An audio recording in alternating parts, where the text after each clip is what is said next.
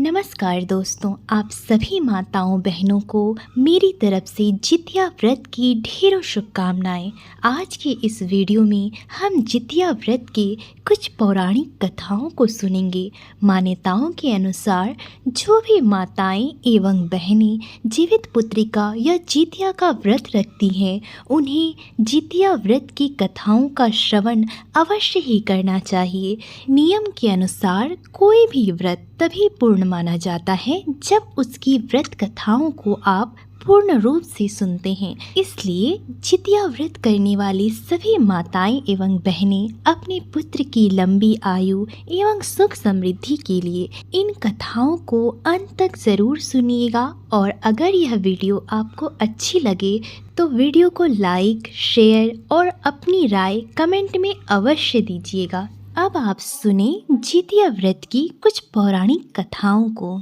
जितिया व्रत के अनुसार गंधर्वों के राजकुमार का नाम जिमुतवाहन था। जिमुतवाहन बड़े ही उदार और परोपकारी थे। जब जिमुतवाहन के पिता वृद्धावस्था में वानप्रस्थ आश्रम में जा रहे थे, तब उन्होंने अपना संपूर्ण राज्यपाट और राज्य सिंहासन जिमुतवाहन को सौंपकर वानप्रस्थ आश्रम की ओर चले गए। लेकिन जिमुतवाहन को राज्यपाट में बिल्कुल भी मन नहीं लगता था और कुछ ही समय के पश्चात जिमुतवाहन ने अपना संपूर्ण राज्यपाट अपने भाइयों को सौंपकर अपने पिता की सेवा करने के लिए वन को चले गए। वहीं पर उनका मलयवती नामक राजकन्या से विवाह हो गया। एक दिन जब वन में भ्रमण करते हुए जिमुतवाहन काफ़ी आगे चले गए, तब उन्हें एक वृद्धा विलाप करती हुई दिखी।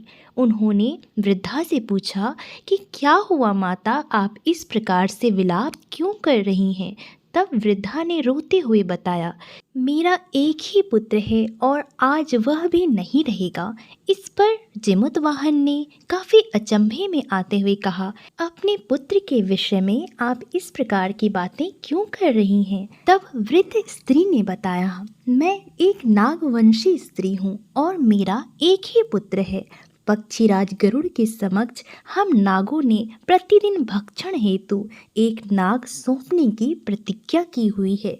आज मेरे पुत्र शंखचूड़ की बलि का दिन है। वृद्ध स्त्री की बातों को सुनने के बाद जिमुतवाहन ने उन्हें आश्वासन देते हुए कहा कि माता, आप डरो मत, मैं आपके पुत्र के प्राणों की रक्षा करूंगा।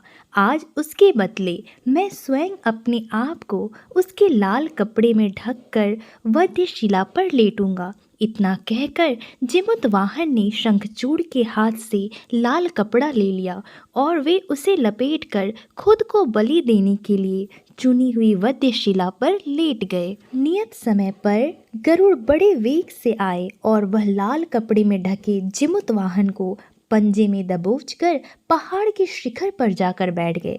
अपने चुंगल में गिरफ्तार प्राणी की आंख में आंसू और मुंह में आह ना निकलता देखकर गरुड़ जी ने बड़े ही आश्चर्य में पड़ के पूछा। उन्होंने जिमुतवाहन से उनका परिचय पूछा कि आप कौन हैं जो इस प्रकार मौत के मुंह में आने के बाद भी बिल्कुल भी नहीं घबरा रहे हैं। तब जिमुतवाहन ने उन्हें सारा किस्सा कह सुनाया। गरुड़ जी ने उनकी बहादुरी और दूसरे के प्राण की रक्षा करने में स्वयं का बलिदान देने की हिम्मत से बहुत प्रभावित हुए। उन्होंने प्रसन्न होकर उनको जीवन दान दिया तथा नागों की बलि ना लेने का वरदान भी दिया। इस प्रकार जिमुतवाहन के अदम्य साहस से नाग जाति की रक्षा हुई और तब से ही पुत्र की सुरक्षा हेतु जिमुतवाहन की पूजा की प्रथा शुरू हो गई। अश्विन कृष्ण अष्टमी के प्रदोष काल में पुत्रवती महिलाएं जिमुतवाहन की पूजा करती हैं। कैलाश पर्वत पर भगवान शंकर ने माता पार्वती को कथा सुनाते हुए कहते हैं कि अश्विन कृष्ण अष्टमी के दिन उपवास रखकर जो स्त्रियां साया प्रदोष काल में जिमुतवाहन की पूजा करते हैं तथा उनके व्रत कथा को सुनती हैं और ब्राह्मण को दक्षिणा देती हैं, वह पुत्रों का पूर्ण सुख प्राप्त करती हैं। इस व्रत का पारण दूसरे दिन अष्टमी तिथि की समाप्ति के पश्चात किया जाता है।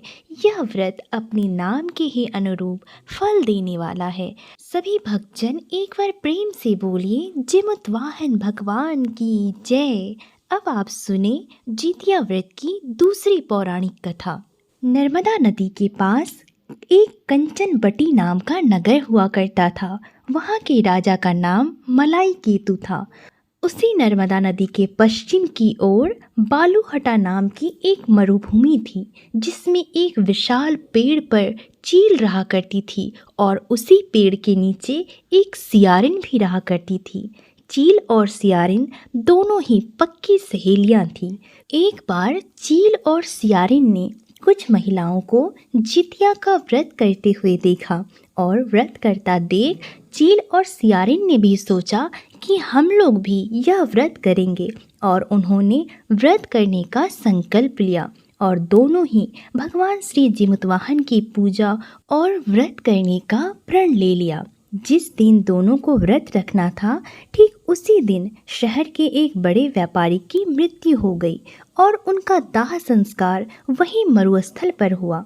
मुर्दा देखकर सियारिन को भूख लगने लगी और वह खुद को नहीं रोक पाई। सियारिन ने बहुत सारा मांस खाकर अपना पेट भर लिया, जिस कारण से उसका व्रत टूट गया। परंतु चील ने खुद पर संयम रखा और पूरी श्रद्धा और नियम से अपना व्रत पूरा किया और अगले दिन व्रत का पारण भी किया। उसके बाद अगले जन्म में दोनों सहेलियों ने पुत्री के रूप में एक ब्राह्मण परिवार में जन्म लिया। उनके पिता का नाम भास्कर था। इस जन्म में दोनों सहेलियों ने बहनों के रूप में जन्म लिया। चील बड़ी बहन और सियारिन ने छोटी बहन के रूप में जन्म लिया।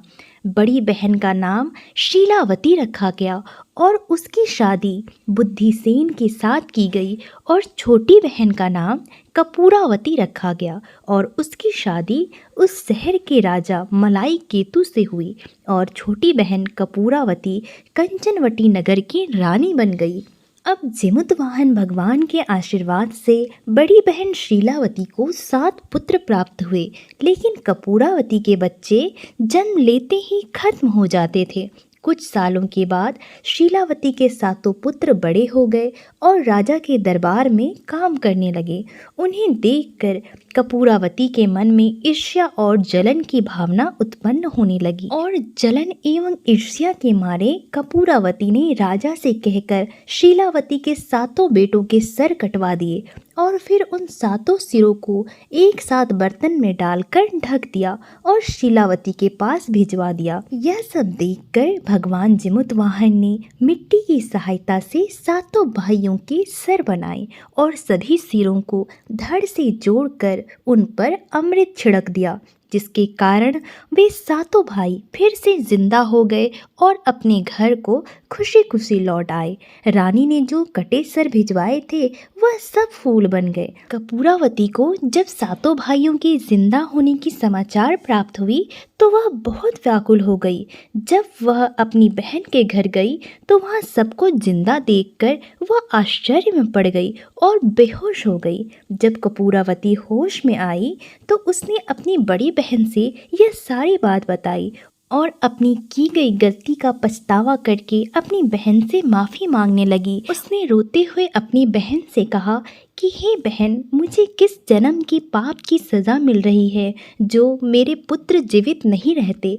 तब उसकी बहन ने उसके पूर्व जन्म की सारी बातें उसे याद दिलाई और उसे उसी पेड़ के नीचे ले गई जहाँ पर वह पिछले जन्म में रहा करती थी।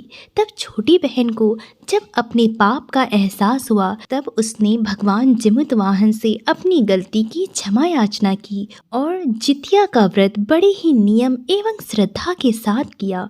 भगवान जिमुतवाहन के आशीर्वाद से छोटी बहन कपूरावती भी गर्भ से हुई और उसे एक पुत्र रत्न की प्राप्ति हुई और इस बार उसका पुत्र दीर्घायु हुआ।